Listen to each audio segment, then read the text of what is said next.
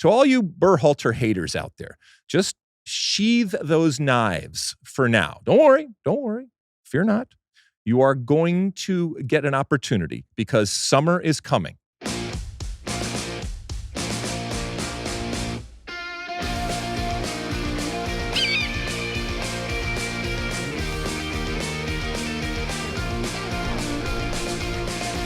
Hello, sunshine.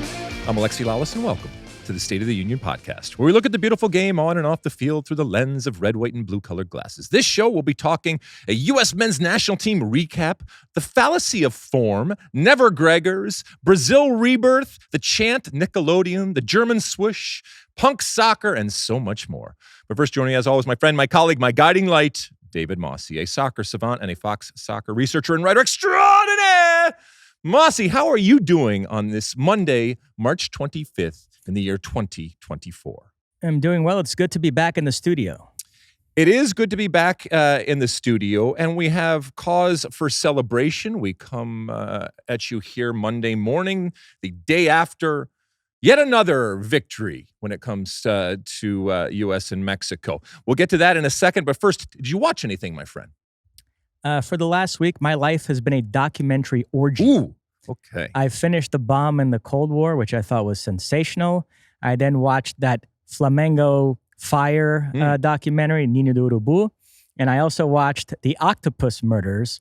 And I then went back and listened to the pod a couple weeks ago to see what you had said about that pod. And I agree with you 100%. Too all over the place, doesn't really come together at the end. Yeah, I mean, there's a lot of tinfoil flying around. And sometimes the tinfoil is okay. We talked last week about the Daily Plaza and my visit to Dallas. Yeah, this one, I mean, it's in the name, the octopus, because it's all of these tentacles that go out all over the place. But some of them, a lot of them don't connect, and it makes it confusing and complex. All right, but you liked the Brazilian one? I mean, as much as you like a horrible tragedy that's being documented. Yeah, it was well done. Okay, I'm gonna check that one out because I had mentioned that to you before, but I have yet to see it. The only thing that I have is I watched Quiet on Set. This is a documentary about the Nickelodeon era from the 90s into the aughts, if you will. And yes, all of the success, but the adults behind the scene that were responsible for it and just some, really bad behavior and criminal behavior at different times. And I thought it was good. I'm not sure it was great. Well, one of the main protagonists in this, I actually grew up watching as an actor, and then he became a director and a writer, and really almost a Svengali type of presence for a lot of these young actors and actresses. And I feel like at this point over the years, the story has been told so many times about the pitfalls and the problems in the moment, and then as related going forward to these young actors and actresses that get into acting. Like I said, at a very early age, that like at some point the lesson has to be learned by each and every generation that has seen this story play out time and time again. And yet the allure of Hollywood, I get it. And for parents, whether it's a way out for them and their kids, or they're living a dream that the parents had, or whatever it is, I get that that's powerful. But the lack of accountability when it comes to some of the parenting out there is disappointing too. I haven't watched it yet. I will, but this was highly recommended by Kat. If there is a deeply disturbing documentary out there, she'll find it. She will find it. Yeah, she was very excited to talk about it when we came in today, and I think we disagree a little bit. And again, there is a whole generation. Producer Sean is part of this that grew up in that '90s era of Nickelodeon, where Nickelodeon was everything, and it's amazing to see how they framed it off of. For example, having the Kids' Choice Awards or the Nickelodeon Awards and all that, and they framed it off of the Oscars, and the way that they wrote these things and how it appealed to kids, and you're using a lens going back and looking at stuff that happened, and that's where I think a lot of people see the problematic things that were done by adults, either to these children and these child actors, or in the context of a child TV production. And I get a lot of it, and a lot of it is appalling and completely unjustified. But there's also a lot of it that's kind of sour grapes and looking back, and it's just a little weird sometimes attaching things from so far away to stuff that happened back in the time. We can all look back and say this is wrong or this is wrong, and so there's a lot of that. Should we light this candle, my friend? Let's do it. All right. Where should we get to? Well, I don't know. We begin with the U.S. men's national team, who last night captured their third straight CONCACAF Nations League title, beating Mexico 2-0 in the final. The goals, Tyler Adams late in the first half, Gio Reyna in the second half. The U.S. now unbeaten in their last 7 games against Mexico, 5 wins and 2 draws. All right, can I preface our conversation here, Mosse, because there is a sentiment out there, I'm sure, that people that believe that talking about this, it's very easy to lose perspective. I want to make sure that everybody understands what we're about to do here on the State of the Union. We're not breaking our arms, patting ourselves on the back for beating Mexico, and by the way, beating Mexico yet again. But this is a trophy. This is a moment of celebration. This is a moment where the music and the confetti and the raising of the trophy happens. That is important. I think that is worthy of celebration. This is also a comprehensive win against our biggest rival within CONCACAF in what has to be said was a hostile environment down there in Arlington, Texas, where, 60,000 fans, and they were obviously there to see Mexico. And a lot of love again to AO, the American Outlaws out there, and they did the best that they could. So we will, I think, fairly and rightfully so, celebrate this win. And then I think whether it's the players, Gregg Berhalter, or any of us on the outside, get back to the work at hand and recognize and respect that there are bigger fish to fry. Having said that, this, as I said, was a comprehensive win. Congratulations to Gregg Berhalter and to this team. I think that watching this game in that 90 minutes, there was no doubt as to who the better team was, individually in terms of the talent and collectively in terms of a team. And they smashed our rivals, Mexico, yet again. 2-0. It never gets old. If it gets old, then something is wrong. We might talk a little bit about that rivalry and where it's going and that pendulum that we talk about a lot right now. But certainly, this is, at least for me, cause for celebration with perspective. First off, I want to give a shout out to Chris Whittingham, who I thought did a great job calling both U.S. matches alongside Tony Meola. He has a very distinct voice that you couldn't mistake for anybody else. You're being so facetious there. You want to explain to the folks? I mistakenly referred to him as Dre Cordero on our last podcast, which Tony Meola let me know about. My good friend Tony Meola was very quick to say, "Hey, not for nothing," but and so we have corrected that. Congratulations to Chris and Tony. I actually think that they did a really good job. All right, listen, Mosse, can I take you through the 11 and just some real thoughts on what's happening, or you wanted to say something before? I just want to get one big picture thought in there. I feel like we had this exact conversation last year after the U.S. beat Mexico 3-0 in the Nations League semis. The gap between these two teams right now is huge to the point where Mexico is the one that tries to muck up the game while the U.S. is the one that tries to play. And a pretty good 7 out of 10 performance is now enough to beat Mexico comfortably. That's where we are in this rivalry. I have some thoughts on how we ended up there, but I think people are going to have to wrap their heads around the fact that Mexico is no longer a barometer for the U.S. Yes, these games have extra juice. Yes, it's more satisfying to beat Mexico than it is to beat a Jamaica or Panama. But from a technical standpoint, if the goal, as people like you keep saying over the next couple of years, is to become an elite team that can arrive at the next World Cup feeling like a legitimate contender to win it, then Mexico is no longer a litmus test in that regard. Okay. So you're doing exactly what I just told you we weren't going to do.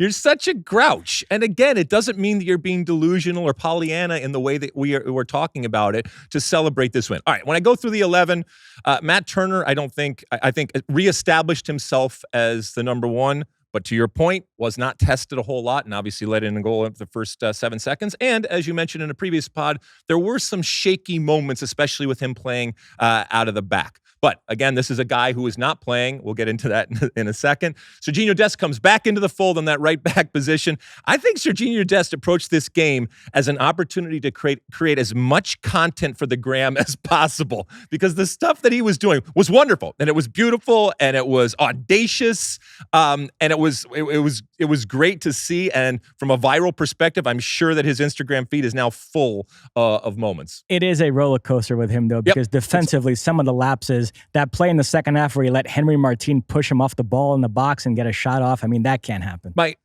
Yeah, you take the good with the bad when it comes to Sergiño Dest, and I think that there is more good than bad. However, I was talking to my brother last night, and it's not good in the bad. It's great or bad, and there's very little in between. As we go down the line, Chris Richards got the start again. I still don't think that he is good enough. I still have not seen enough from him. From a defensive standpoint, I think he's shaky. He doesn't give a whole lot going forward. So I think the jury is still out when it comes to him. Tim Ream came back in and just showed what a mature, evolved, playmaking type of center back is and how important he is in a situation like this. And I'll just reference back to what we said earlier on the pod last week. This is a very different type of team that the U.S. was facing, in that Mexico wasn't going to go into a shell and defend like Jamaica. And so there was much more space for the talent to do what they needed to do, and for the ball handling, whether it's Tim Ream or anybody else out there, to have that time and space to do it. Anthony Robinson, I think, was much better in this game. Weston McKennie is such an interesting player. I love him. I thought that his confidence and his swagger out there was the best part of when he had the ball. He believed, and he made me believe, that he was not going to lose it. And that was important. Tyler Adams goes without saying. You come in, you only play 45 minutes, but you score a crucial goal, and one that nobody would have predicted he would have scored. But more importantly, his leadership and the impact that his presence on the field cannot be overstated. Keep going. Okay, keep going. Reyna, let me come back to Reyna.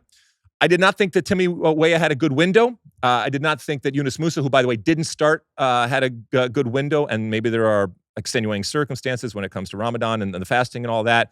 Haji Wright, I think, showed that he was okay, but not great, and I don't think anybody has changed anybody's mind in that number 9 position still remains wide open. It's a pity that we didn't get to see Josh Sargent in this window. Christian Pulisic, I thought, was arguably the best player over these 2 games. But I know, really, when it comes to what we're talking about here, it's Gio Reyna starting, and Gio Reyna having a consistent positive impact on this team. Mosse.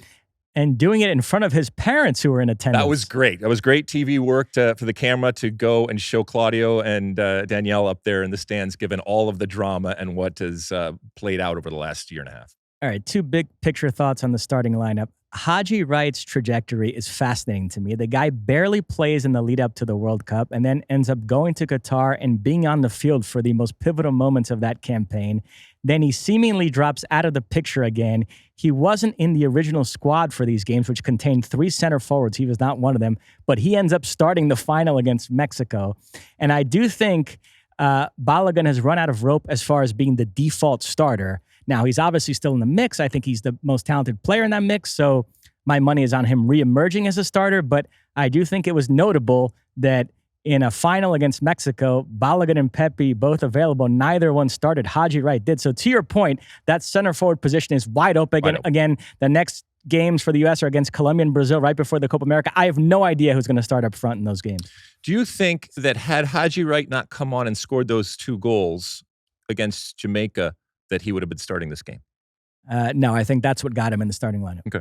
All right. I mean, well, and we talked about the difference between coming on as a sub and actually starting. And he wasn't horrible. There were a couple offside that I was scratching my head at.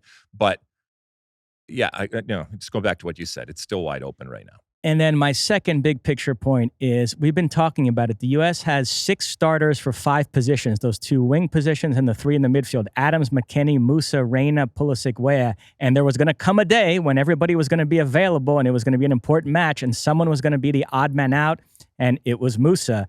Now, maybe it had to do with Ramadan, but I do find it interesting that because of his indifferent season with AC Milan and his recent games for the U.S. haven't been that great, I didn't notice a lot of controversy on X over Mosse not starting that game. Could you see this as being permanent, where he becomes more of a backup for the U.S. and is that odd man out? Only because it specifically relates to Gio Reyna, and so many people want Gio Reyna to be on the field. And again, against a different opponent, while Mexico certainly believes that and showed that they want to play and they're not going to bunker in or anything like that, this is also a very different proposition than coming up against the Netherlands. And so, I think the equation in Gregg Berhalter's head changes dramatically relative to the opponent. But here, he knew the U.S. was going to have the ball. He knew there were going to be spaces, and Gio Reyna had played well in the previous game.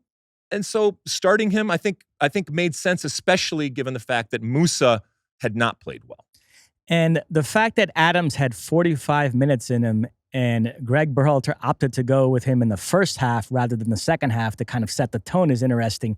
Had he not scored that goal and we had gone in 0-0 and then he comes off at the half and Johnny comes in, we might be having a different conversation today about that decision. But the fact that he scored that goal makes it seem like a brilliant move. Okay, so let's get down to Berhalter here.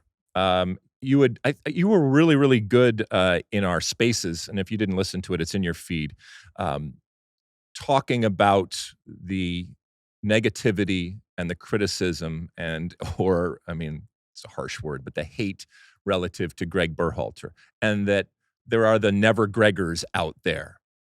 And your point was, and I'm just paraphrasing here, that if you didn't think Gregg Berhalter should have been the coach after the World Cup, then nothing is going to change your mind, and that's just the way that it is. But when it comes to Gregg Berhalter, it has to be said, people scream and yell about what he isn't doing, or he's not making enough changes, or he's not adjusting, or he's not playing X player or X player. And then in a final, when he does adjust and does play different people and does have, Gio Reyna or, a controversial type of selection where he plays Tyler Adams and starts him there. And it goes well, and not just goes well, goes really, really well individually for the players and the team collectively in terms of the result and the overall performance. Well, that's just because he's been given the greatest collection of talent of any coach in history. So he can't win. To all you Berhalter haters out there, just sheathe those knives for now. Don't worry. Fear not.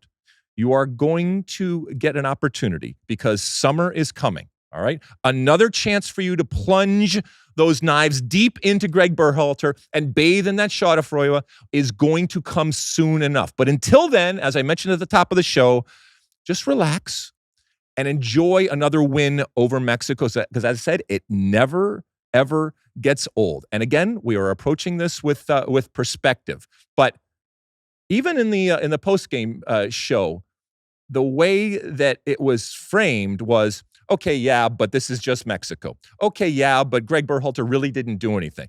And look, I got a lot of respect for Jesse Marsch for what he has done.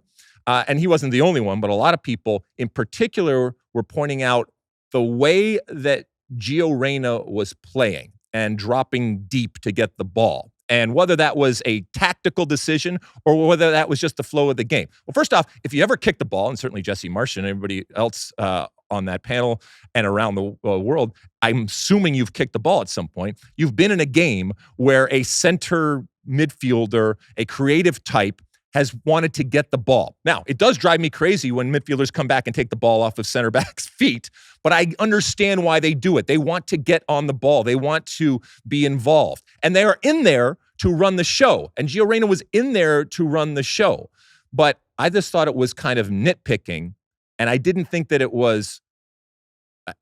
made the point that people wanted to make, to go and say, well, why is Gio Reyna showing up in strange places as opposed to getting closer to the goal? Well, one of the reasons is we want him to have the ball, and he was looking to actually get the ball.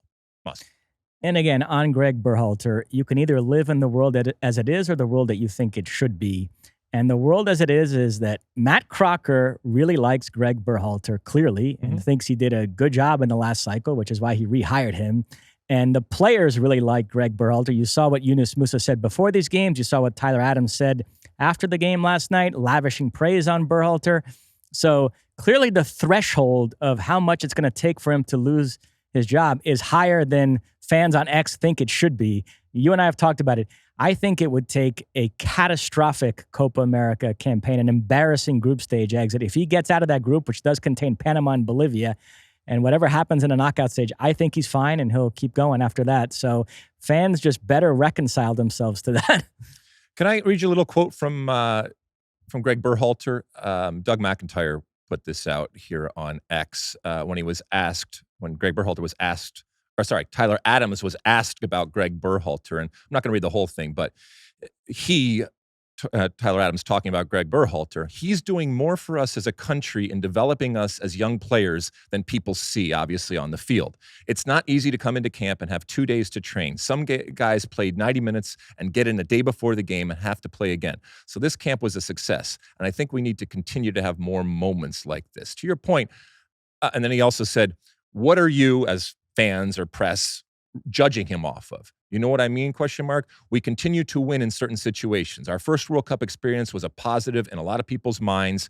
Gregg Berhalter is developing us in the right way. He's having conversations with us off the pitch that are continually developing us. And most importantly, he's challenging us. Now, this is a Gregg Berhalter who also in the post-game conference said that he got into a fight with Tyler Adams, a shouting match with Tyler Adams because Tyler Adams wanted to continue on and not just play 45 minutes. We saw Tyler Adams come off the field and them get into it on the sideline out there. But to your point, these players seem to have a respect and a fondness and do like Gregg Berhalter. And I know those will say, well, yeah, if he's starting them and he's giving them time on the field, what are they going to say? So, Mosse, go ahead. Sean Sullivan, for what it's worth, called it a Berhalter masterclass last night and said the fact that he started Tyler Adams and Gio Reyna reflected the fact that he has big balls. I don't know how big his balls are. I mean, I think some of this kind of wrote itself. And it gets back to, form is fallacy, my friend. You want to go there? Yeah, I mean, I just want to pin down exactly what form is fallacy means. It certainly applies with Gio because he's somebody whose form has been criticized. And so that spoke to the fact that however poorly a guy might be playing at club level, he can still show up for the national team and do well. But you tried to apply it to Tyler Adams. Yeah. And to me, that's no form. A guy being injured doesn't really apply. You just told me how there is a sentiment out there that starting Tyler Adams was this ooh-ah type of thing. And if that's the case, why? Well, because this is a guy who hasn't played. And so my question to you is someone that has bad form that is playing, worse or better than someone that has no form at all because he's not playing? Either way, I look at it as this is form, and his form in this situation is fallacy in that he started a guy who has not been playing soccer. So both cases fit under the general umbrella of form is fallacy. They definitely. But you would agree, the quintessential examples are guys that are playing poorly at club level. Absolutely. My point is that we cannot always judge what is happening at the club level, whether they are playing and playing poorly, or by the way, whether they are playing and playing well, or in this case, they're not even playing at all. We can't just use that and say, well, that's going to happen immediately when they get into camp. And I think Tyler Adams, in a strange way, was also trying to, talk about that here in that they don't have a whole lot of time. And so whatever history you have, whatever organization you have already put in place, it becomes that much more valuable. And again, it's against Mexico. So we temper all of this with that. But Gregg Berhalter, I think, deserves credit and praise for doing things that people disagreed with, and doing things that people didn't, or doing things that people didn't expect in this moment, and it worked out. And even if Tyler Adams had not scored the goal, it still ended up being the right decision to have him start this game. And certainly when it comes to Gio Reyna, I think it was the right decision specifically in this game against Mexico. Can I revisit the gap between the U.S. and Mexico right now? Yeah, go ahead. Mexico coach Jimmy Lozano said this after the match. La diferencia es la cantidad de jugadores que tienen en clubes europeos. El día a día es distinto. La competencia es distinta. For those of you that didn't understand that, please learn Spanish. I mean, it is soon going to become the official language of the United States. But no, as an unapologetic Euro snob, that was music to my ears because that's what I've been saying on this podcast. Mexico has to get over this thing with Liga MX. In the year 2024, if you're a country in the Americas that has illusions of being elite, you have to accept the fact that your national team and your domestic league are going to exist in different ecosystems. And the mere fact that all the players originally came up through their domestic clubs has to be enough to give you a sense of satisfaction, a sense of identification. But, I mean, you cannot have their squad, 13 of the 23 play in Liga MX, while the U.S., 2 of the 23 play in MLS. So to me, that's a big difference between the two. The European club pedigree of the U.S. squad is just much, much higher right now. Now, every single comment after this Jimmy Lozano quote was some Mexican saying, well, then why did you play Henry Martin over Santi Jimenez, which does sort of contradict his whole premise. Nevertheless, I do think the larger point is correct.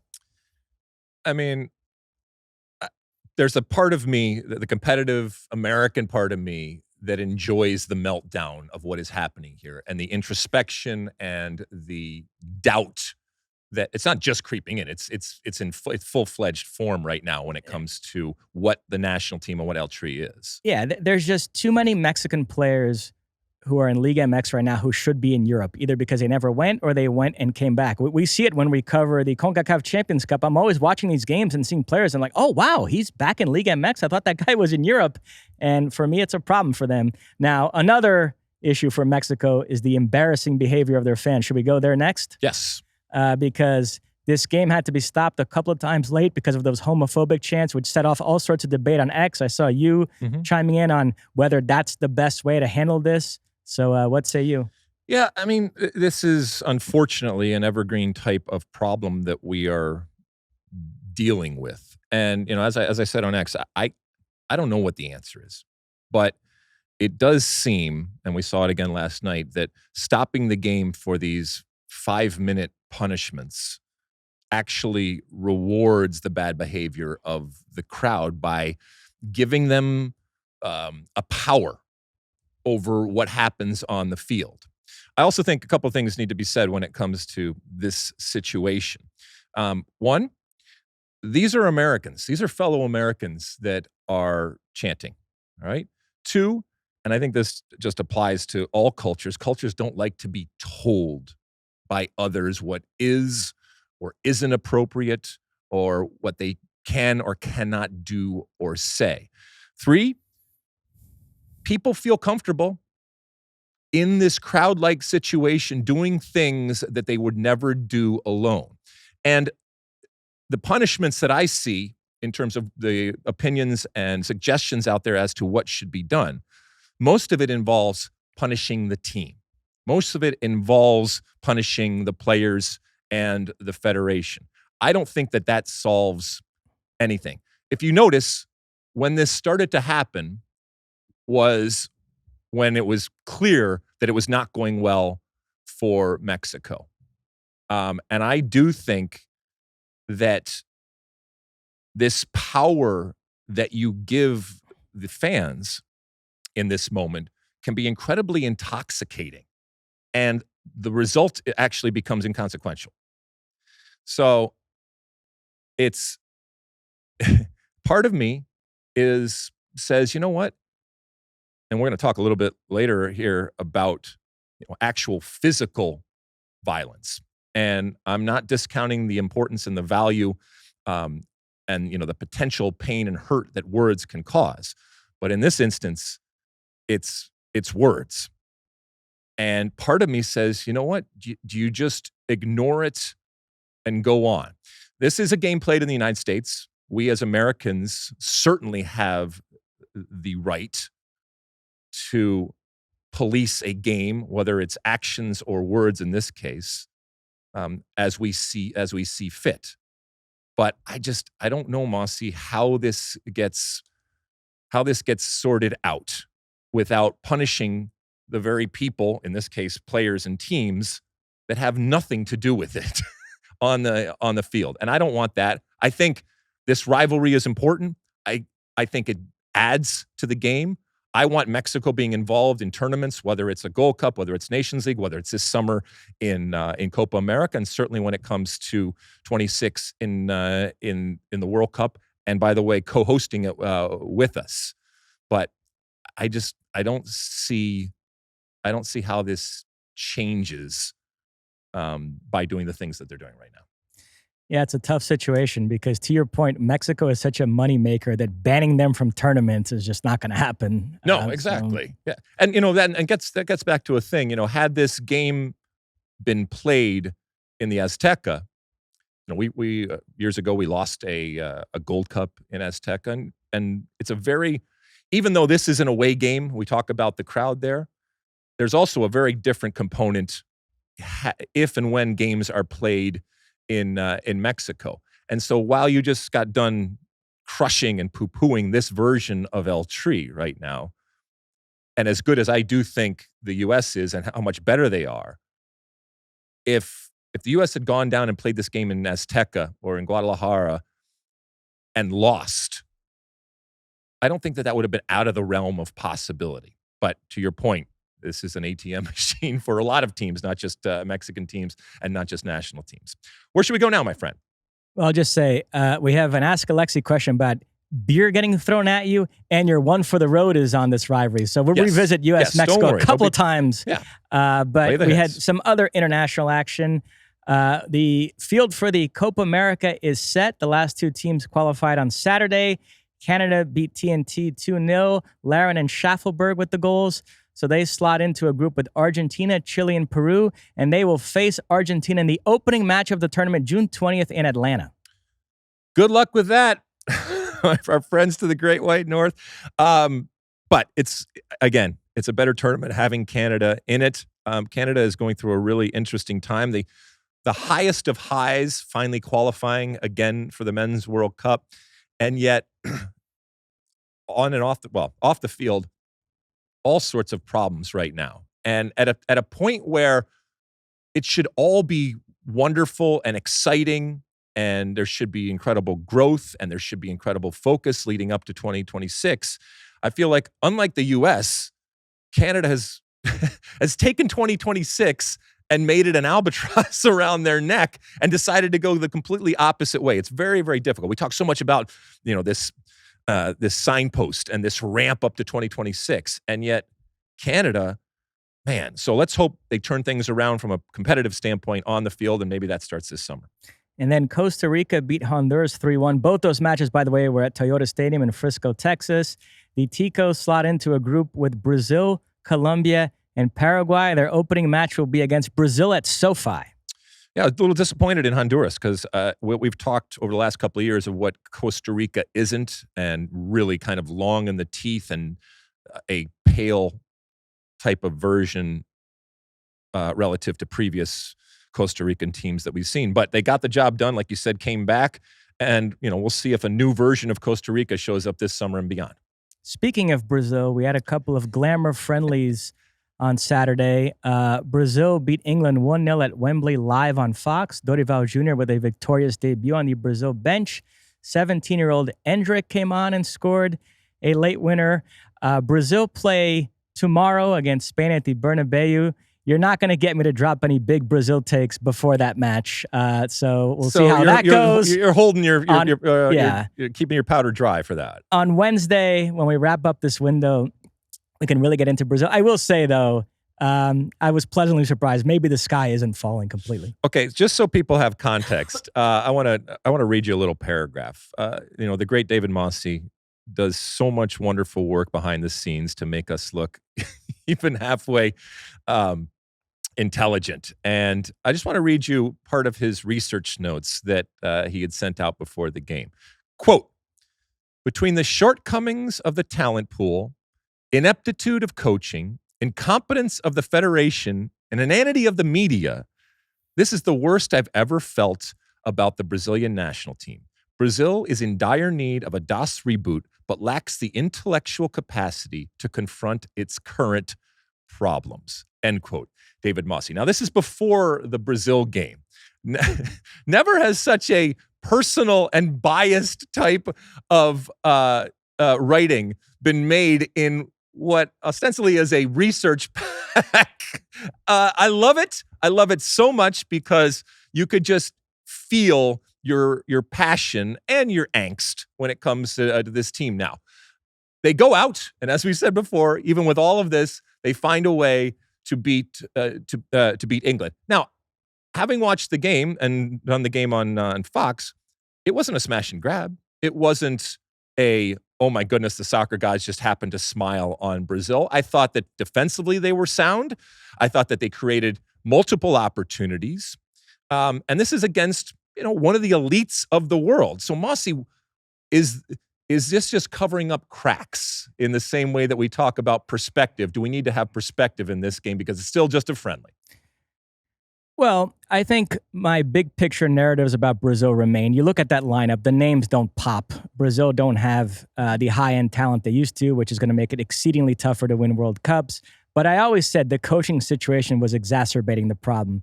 Having a permanent coach finally, this England match was Brazil's first match under a permanent manager since the World Cup quarterfinal against Croatia 15 months ago. And having a guy that could actually think about how he wanted to set up the team and scout players and do a proper job already made a big difference. The reintegration of Lucas Paquetá was huge. And so, yeah, I finally see a path to us becoming at least a pretty good team and not the disaster that we've been for the last 12 months. Well, we'll also see if this was an anomaly, just one of those days where everything went right for Brazil because they're going to have their hands full with España. Endrick became the fourth youngest scorer in Brazil history. This was Brazil's first win at Wembley since a 3-1 victory in the summer of 1995. A teenage Ronaldo was among the scorers that day. Warren Barton featured in that match. And at the final whistle, he swapped jerseys with Edmundo. A couple of years ago, he very generously gifted me that Edmundo jersey. And then on Saturday, when I came in, he gifted me, what is that called? The pennant that you get if you make an international appearance? Yeah, there you go. So I now have two souvenirs from that match, Brazil's 3-1 win over England at Wembley in 95. That is so nice. That's so nice of the great Warren Barton to give you that. All right, so you're cautiously optimistic after this, but obviously things can change rapidly. We'll see how the Spain match goes. That's fascinating because it's at the Bernabeu. Mm-hmm. So for Vinicius, Rodrigo, and Endrick, who's going to be joining Real Madrid this summer, that's a special occasion for them. We'll see how they react. Keep in mind that from a U.S. perspective, the U.S. will face Brazil in the lead up to Copa America and then potentially in Copa America, if all goes the way it's written up in terms of groups, they could potentially face them also in a knockout stage type of game. So we might see a lot of Brazil going forward.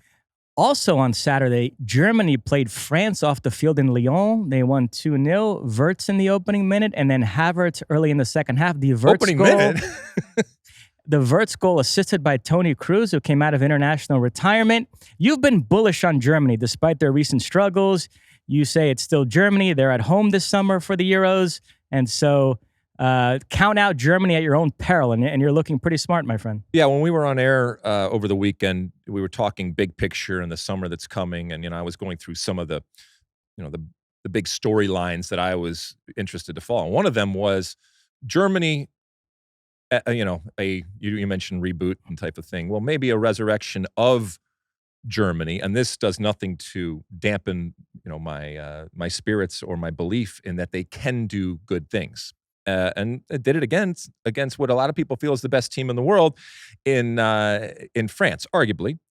So yeah, this was, I think, big for the collective conscious and for the confidence of this team, and the fact that they are playing at home. And we've seen in the past how that can buoy any team, including in the past how it can help a team like Germany. So I remain not cautiously optimistic. I remain optimistic that Germany can do some good things, and this is exactly what the doctor ordered. Now, you don't, like we said against the U.S. When U.S. played Jamaica, you don't draw up a goal in the first 10 seconds of a game, but there was a kickoff type of play that was run.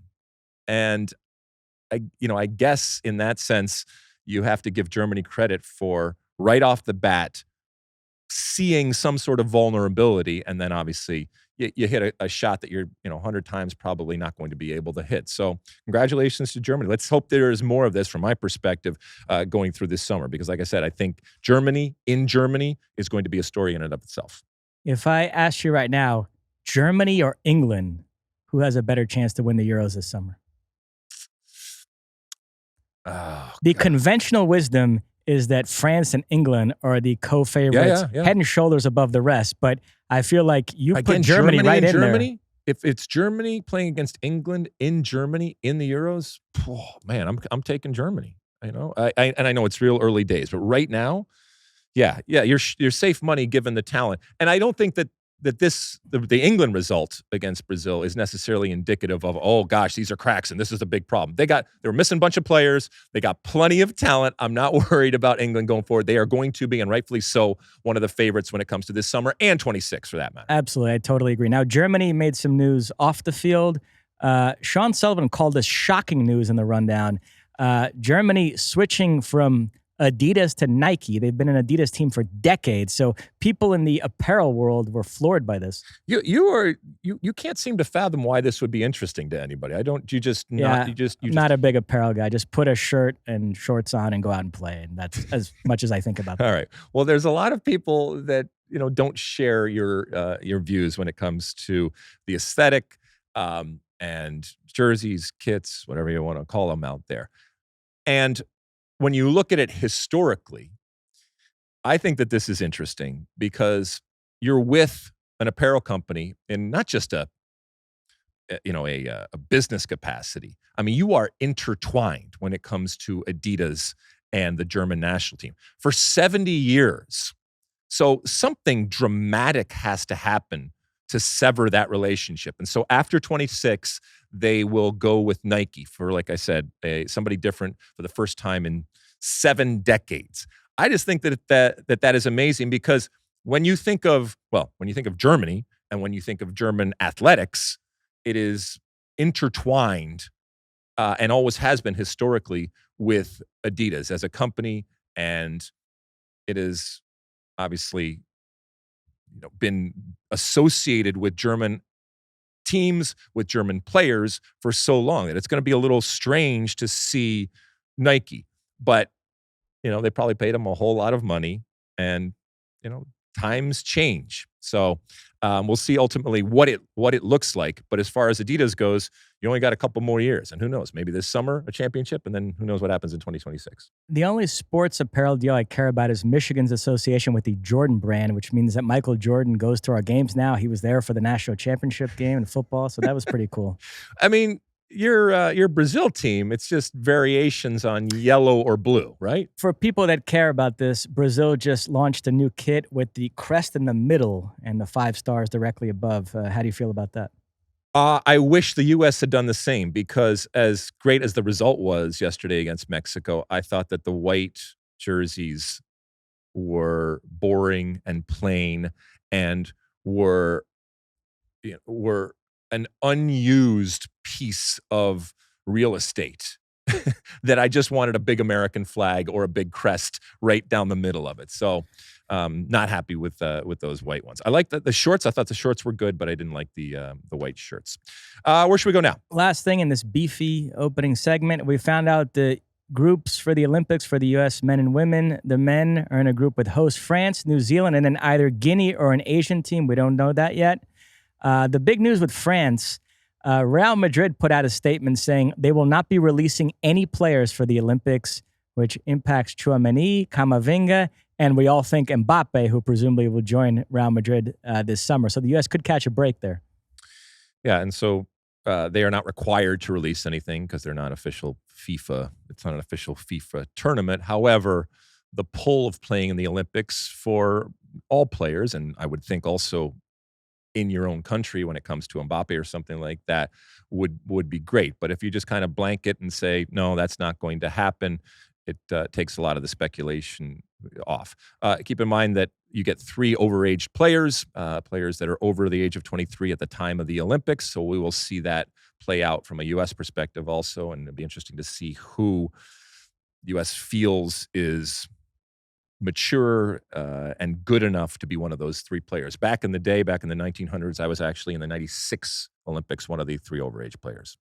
The women are in a group with Germany, Australia, and Zambia or Morocco. Keep in mind with the women, it's 12 teams, 3 groups of 4. The top 2 in each group, and the 2 best third-place finishers advance to the knockout stage. So you really have to screw up to not make it. Nevertheless, this is a tough group. And 18-player rosters, too. So, it'll be interesting. And again, it'll be the first time that we see this team in, a big tournament. We saw them earlier in the W Gold Cup. Is that what we're calling it? Yep. In a big summer tournament since the World Cup, she believes is coming up. But look, I think a lot of focus when it comes to Emma Hayes and this new generation, if you will, of U.S. Women's National Team will be focused on what happens in this Olympics. Anything else, my friend? That is it. All right, let's take another quick break. When we come back, we got some MLS action. Don't go anywhere. Okay, welcome back. While we know we're in an international window here, believe it or not, there was MLS action. Where should we start, my friend? Yeah, we already have replacement refs. We had replacement players this weekend because so many were away on international duty. We begin with the Red Bulls hammering Inter Miami 4-0 in the rain. Lewis Morgan with a hat trick against his former team. Carmona got the other. No Messi, but that had nothing to do with anything other than quote-unquote injury out there.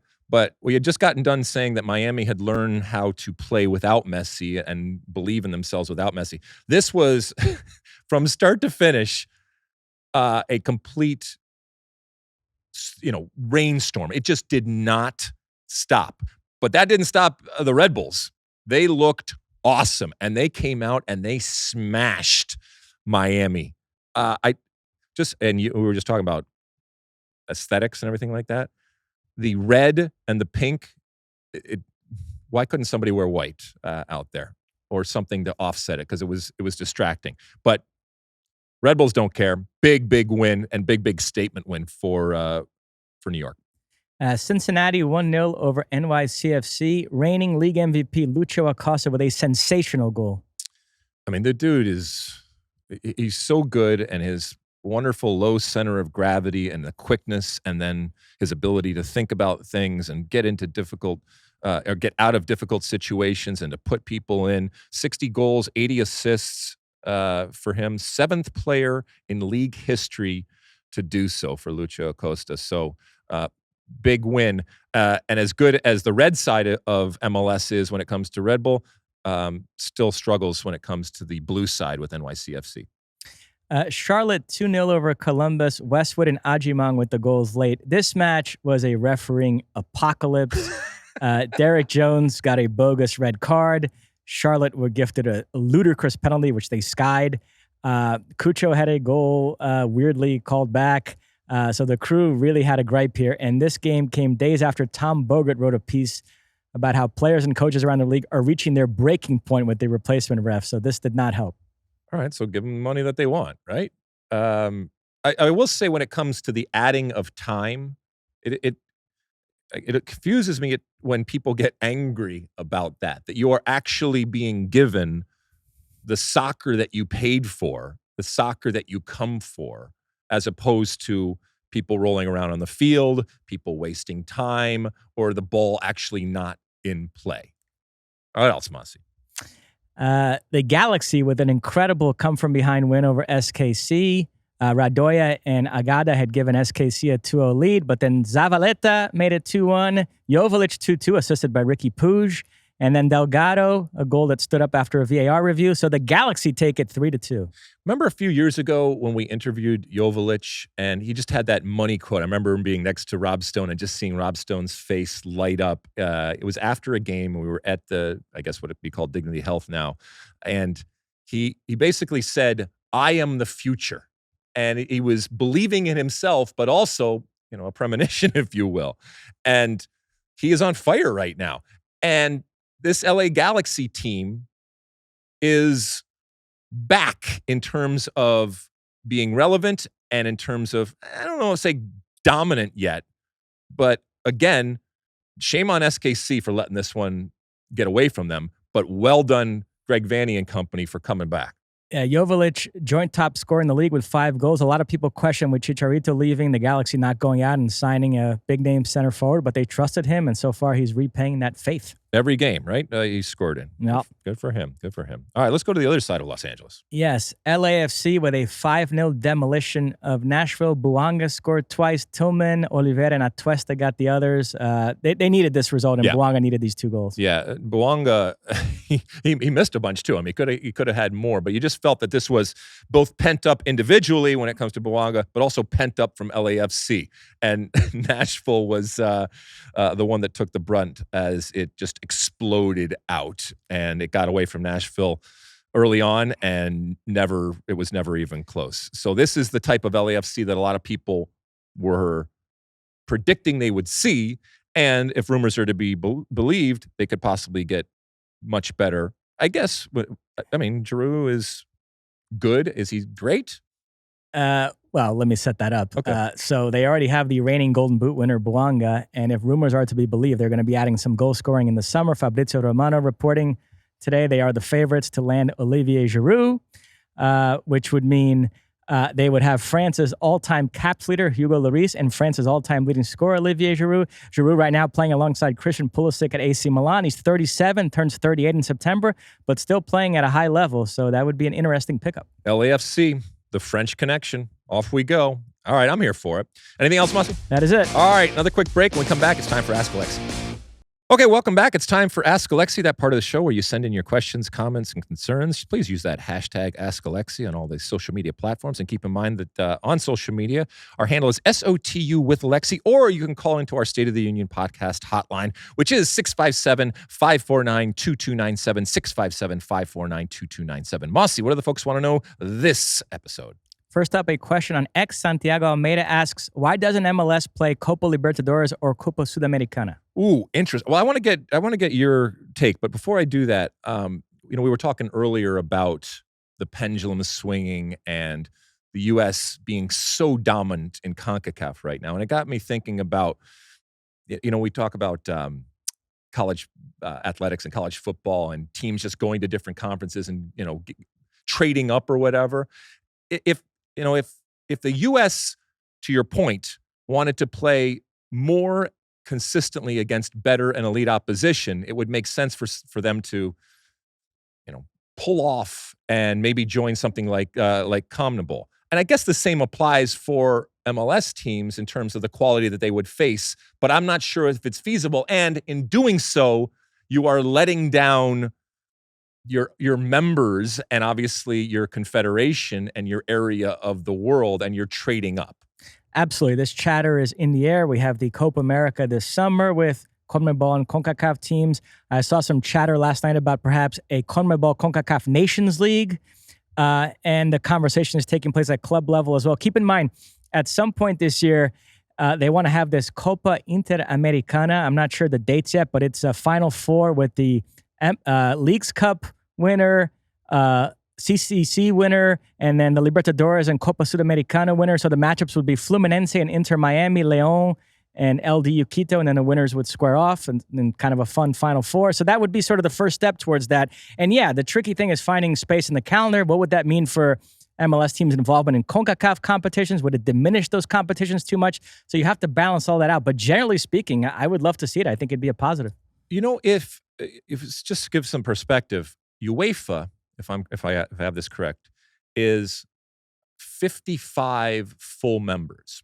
If CONCACAF and CONMEBOL merged, CONCACAF is 41, and obviously CONMEBOL is 10. So you'd go to 51. So if they merge, they would still be less membership than the full UEFA membership. So who knows? That could be something that's happening. But I think right now, I mentioned I was in Dallas with the CONCACAF folks, including the President Victor Montaliani.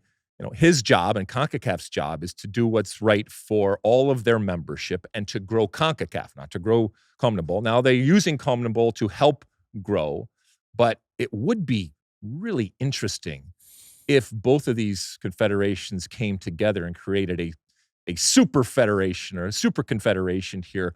But from a membership perspective, would that be something that people want? Well, it comes down to if they're going to make more money. If you went to some of these minnows and some of these teams in CONCACAF and said, you know what, while you might not be playing in some of these major tournaments against the best teams within your confederation, you're also going to make more money. And would they go for that?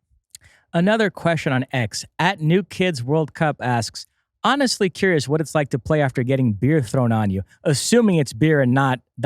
formerly beer. Most players say they shrug the stuff off, but it does seem gross. Yeah.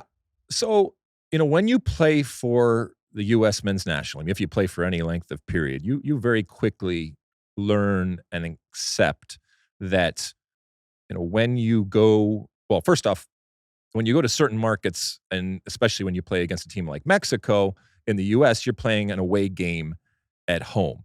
And certainly when you go out of country into a lot of these other countries, you're going to be faced with not just 11 players on the other side that want to crush you, but a stadium and a country and culture that wants the opportunity to beat you. And part of it is understandable because you arrive as America with all of that baggage and all of that history. And in many cases, it's that one chance for them to get one over on the United States. Now, it manifests in a bunch of different ways, including, let's be honest, and we've talked about it over the years. I and anybody that's played for the U.S. for any length of time at some point, whether it's home or away, people throw stuff at you. And whether it's beer, whether it's batteries, whether it's urine, whether it's coins, whether it's bolts, the list goes on and on and on about things that get thrown at you. I always approached it with a kind of a punk ethos, in that I don't care if you love me or hate me. I don't want you to be ambivalent. I want to be able to elicit a reaction because I take control in that instance. And so, whether it's spitting or throwing or doing all that kind of stuff, let it rain down. I bathed in it and I loved it because, I wanted to send those people home that were doing that with a loss. And I wanted to ruin that day for them. And whether we were in the U.S. and in my own country, I was getting stuff thrown at me or booed, or whether we were someplace else, I wanted to harness that. And I did harness that energy. I know a lot of people have, Landon Donovan, and the list goes on and on and on. And so I really, it's a strange word to use, but I enjoyed that type of environment. And maybe it's playing a heel or whatever, that character that you inhabit in that moment. Yeah, I liked it. And I do think that most players, they shrug it off, and it's almost a rite of passage now. And I'm not encouraging anybody to do it. It's wrong. It can be dangerous. It can actually be criminal in terms of doing that. But again, you have thousands and thousands of people together. They would do things that they wouldn't normally do if they're walking next to you on the street. And it plays out in a lot of different ways. And we see it often. I remember when I was young, I attended a Colombia USA friendly at Rutgers Stadium, and I sat in the Colombian fan section, and they were heckling you the whole game. Yes. I always think about that now, ironically, since I work with you every I've been day. heckled in the greatest venues in the world. I remember being in Old Wembley playing against England, and every single time I touched the ball, I'm screaming and yelling and doing all that kind of stuff. But it comes with the territory. The context there, I think in the lead up to the game, you called Alan Shearer overrated. It's very possible. I don't know.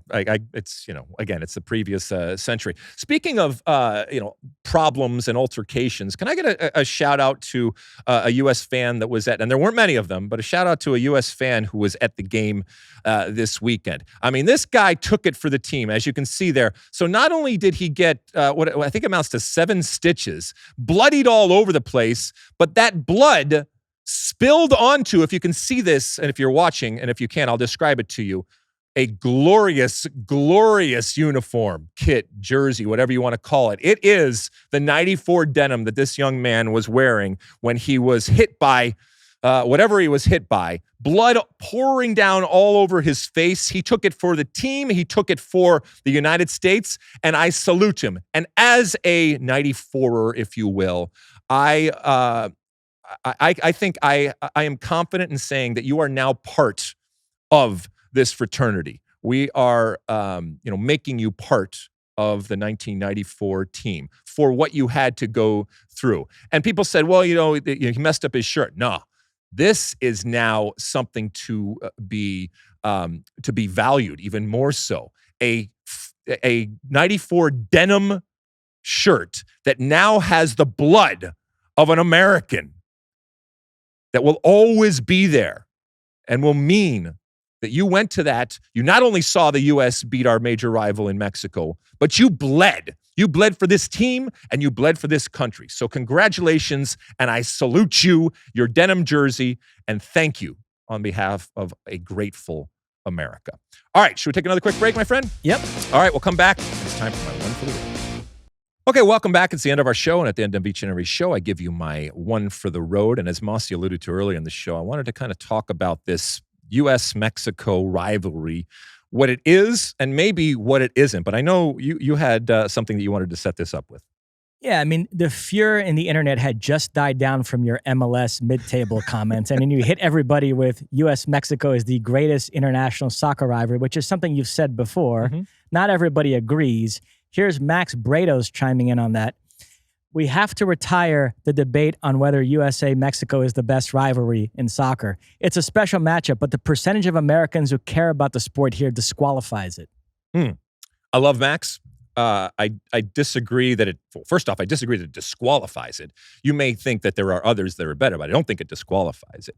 I actually think that when you're talking about this, and I'll reiterate why I think it's the best in the world. So first off, there is a history. There is this pendulum that goes back and forth. And while we may find ourselves in this, it's not rarefied air because it has swung back and forth before, but in this moment of incredibly positive play on the field and obviously results, it can very easily swing back. As a matter of fact, we used to talk about the gap and the gap widening and closing when it comes to Mexico. And notwithstanding what Mosse said earlier in the show about what, the mentality of Mexico, especially relative to Liga MX and Europe, don't think for a second that this can't change. And this can't change very, very, very, very quickly. But when you look at this rivalry, obviously the proximity of our two nations, obviously the history that we have, not just when it comes to on the field, but off the field, the history that we have, the intersection and the threads that go between these two countries and cultures, and how much we are influenced and we are affected in the things that we do from a day-to-day basis, whether it is our language. You joked earlier about the change in culture and the change in language relative to the English language here in the United States, whether it is our politics. Each and every day, there is something political that you can reference relative to the country of Mexico and the United States. Whether it is our culture when it comes to entertainment and music and movies, and the list goes on and on and on. And then obviously when it comes to sport and this back and forth, and that's why I think it is the best. I know Max doesn't have a purity test or a passion test when it comes to fans and cultures out there, because I would put up Mexican fans or U.S. men's national team's fans with the best, whatever his best are in the world. Now, if it's all about size, and Max, you should know it's not just about size, but if it is all about size, then fine. If it's about actual passion, if it's about history, it's about intensity, if it's about this pendulum that swings back and forth, it's about excitement, all of these different things, I absolutely think that U.S.-Mexico is number one around the world. And there are others, and it's arguable, and I can certainly be convinced, but just because the U.S. has now dominated for a period of time, I don't think you throw the baby out with the bathwater when it comes to the greatest rivalry in the world, which I still think, Max Bretos, and to anybody else out there, is USA-Mexico. Can I push back on that a little bit? I agree with you. The social, cultural, political elements of it elevate it. But in a discussion about the best soccer rivalry, the soccer has to count for something. Why? And you're talking about two middling nations that have never come close to winning a World Cup, while Brazil and Argentina are two Mount Rushmore footballing nations that have combined to win 8 World Cups, Pelé and Maradona, etc. It would be like me saying Fenerbahce Galatasaray is a greater rivalry than Real Madrid Barcelona because of the cultural components of it. It's a bit of a stretch to me. Yeah, okay. I understand what you're saying, but I don't just because they have a longer history or they have been better on the field from a soccer playing perspective doesn't disqualify the U.S. from providing incredible moments. That's like saying that it's an artist who's sure. been around and had 10, platinum albums, all right, that a song from somebody who just came out with their first album can't be equally as good as anything that has happened in that 10-year or that 10-album existence catalog. So your contention is that in the year 2024, a U.S.-Mexico game is a bigger occasion than a Brazil-Argentina match when you take all the different factors into account. Yeah, I think for U.S.-Mexico fans, it is. Now, for the greater country, and especially when it comes to the United States involved, I will readily admit that there are other countries that game resonates and permeates through the country and culture much more so than this one does here. But for American soccer fans and Mexican soccer fans, this is everything. It obviously it's bragging rights, but again, it goes into all of the different things and all of the different connections that we have and continue to have. It would be like comparing a dinky rivalry like USC, UCLA to Michigan, Ohio State. It doesn't work. Oh, of course. Listen to you. All right, listen, well, let us know. You can agree or certainly disagree and let us know. And, maybe we'll have some answers when it comes to either social media responses or our State of the Union podcast hotline. Anything before we go, my friend? Yeah, I just want to sneak in one last thing. We've given shout-outs on this pod to Max Bredos, Chris Whittingham, Tony Miola. I do want to shout out Eric Winalda. They put out a clip of my Berhalter comments. People were arguing about it, and he came in and said, this is actually a really good take by Mosse, and that lent some credibility and weight to it. So I appreciate it. I think he also said, my guy, right? He loves you. That's right. Well, I mean, what's not to love? Oh. But no, you're my guy now. What are you talking about? Oh, boy. That is such a fun element of your rivalry. You're former roommates. You have this love-hate relationship, and you've both worked with me on air, so it's delicious. Well, I mean, look, we might have, different opinions on a lot of different things out there, but when it comes to surrounding ourselves with quality, I think we both agree that you can do, much worse when it comes to the great David Mosse. So thank you for gracing us both with your presence over the years. And thank you for gracing us with your presence when it comes to the State of the Union podcast. Keep reviewing and downloading and subscribing and doing all the different things that you do. We're back again later on this week with another show. Keep sending in your questions using that Ask Alexi hashtag or our State of the Union podcast hotline, which is 657-549-2297. Like I said, we'll talk to you again later this week. And until then, and as always, my friends, size the day.